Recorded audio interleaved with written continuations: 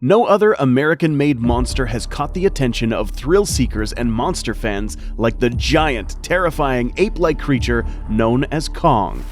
With the new Godzilla vs. Kong film approaching next year in 2021, we can't help but wonder how exactly this giant creature will compare to its colossal adversary Godzilla. In this video, we will unveil the mystery behind the Kong specimen's growth and answer the question, could Kong eventually grow larger than Godzilla? Make sure you stick around to uncover the mysterious science behind one of the strongest and most intelligent titans in the monsterverse.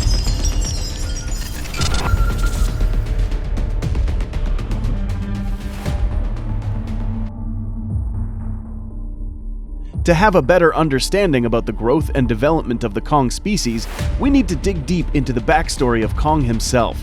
In the graphic novel titled Skull Island: Birth of Kong, we meet both the parents and Kong as a newly born infant. By taking a look at this image, we see that Kong's parents could have measured up to anywhere between 180 to 200 feet in height, which is much taller than Kong during the events of 1973. Note that these individuals were deemed by the author of this book as fully grown Kong specimens. We dig more into this shortly.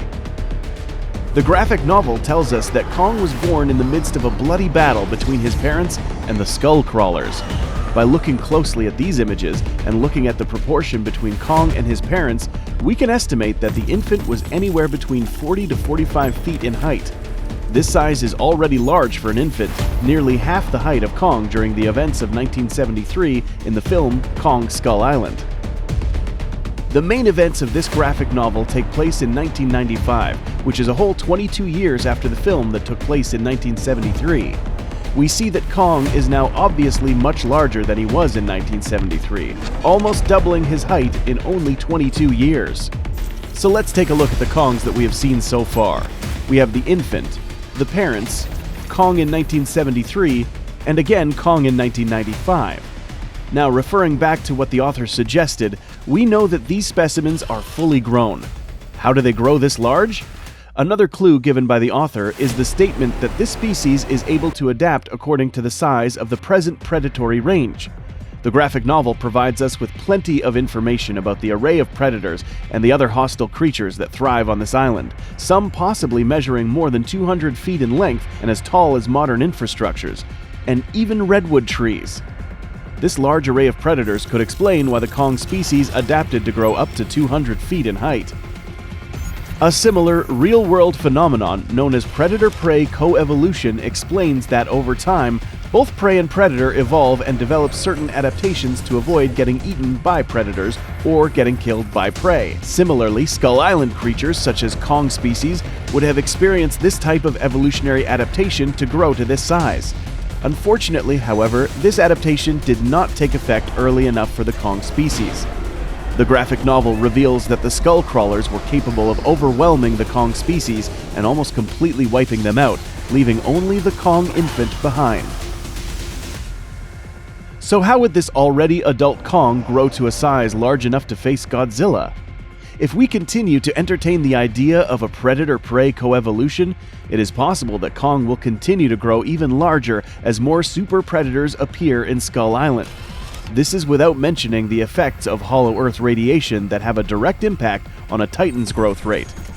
The novelization of the film Godzilla King of the Monsters suggests that Kong knew his way around the Hollow Earth. Given that Kong went down there to hunt any skull crawlers that responded to Ghidorah's alpha call, it is possible that Kong would have run into areas where the radiation levels would have been higher than normal. These areas of concentrated radiation would have further increased any ongoing growth spurts happening within Kong. Keeping this in mind, the idea that Kong will surpass the presumed adult size limit can also be credited to a natural phenomenon known as indeterminate growth, which explains that a creature's growth is determined and sometimes limited by the amount of space, territory, available food supply, and even stress levels. This idea is backed up by the author himself, who compared the Kong's growth pattern to goldfish, a species known for growing as large as their enclosure and stress levels will allow them. As Kong gets rid of increasingly larger predators, his level of stress will over time decrease, which will make way for even larger growth development. Had Kong grown around the likes of Titanoscilla, Methuselah, or Ghidorah, it is possible that Kong would have grown large enough to effectively face these titans. So, by using this logic, it is possible that Kong could grow up to sizes that could rival Godzilla, or even surpass him. But maybe the effects of coevolution might prevent this from ever happening. What we do know for sure is that Kong will face a new type of super titan between the events of 2019 and 2021. The new titan, known as Titanus Camazotz, will bring new elements and fighting methodology to the battlefield that could be unknown to Kong. This experience will have given him even more experience and perhaps trigger a final possible growth spurt for Kong before he faces Godzilla. By looking at some images recently released, we can estimate that Godzilla and Kong will be somewhat close in height, although not exactly the same.